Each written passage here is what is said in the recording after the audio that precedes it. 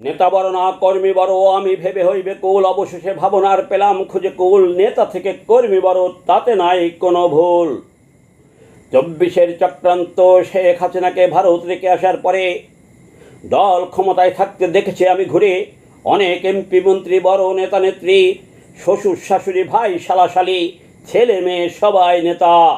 Hybrid তেলবাজদের দাপটে তার সাথে বলা যেত না কথা, করা যেত না দেখা।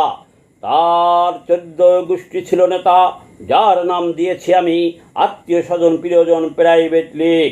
24-এর 5ই আগস্টের পরে দলের সুদিনে মূল্যায়নের মূল খাওয়া করবি অনলাইনে দলের পক্ষে প্রচার করে যায়।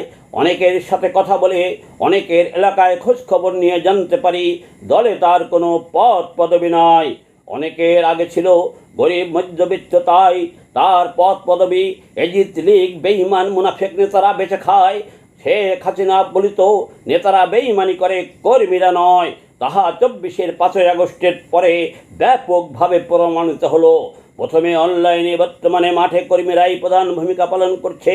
তাই নেতা থেকে কর্মী বড়, কোনো সন্দেহ নাই। শেখ হাসিনা প্রধানমন্ত্রী হিসাবে সফলতা পেয়েছে, দলের সভাপতি হিসাবে দলের কর্মী বান্ধব হতে পারে নাই। ইনশাআল্লাহ এবার জনকর্মী বান্ধব আওয়ামী লীগের সভাপতি হবে, দেশের মানুষের কল্যাণে প্রধানমন্ত্রী হবে সৃষ্টিকর্তার ইচ্ছায়। অনেক নেতা বর্তমানে কর্মীদের হাতে জুতার বাড়ি সেটা ভাঙা খাবে, ওর জমিদারি ভাব ছুটে যাবে ইনশাআল্লাহ। আগে ছিল নেতাদের দল, সামনে ইনশাআল্লাহ হবে কর্মীদের দল।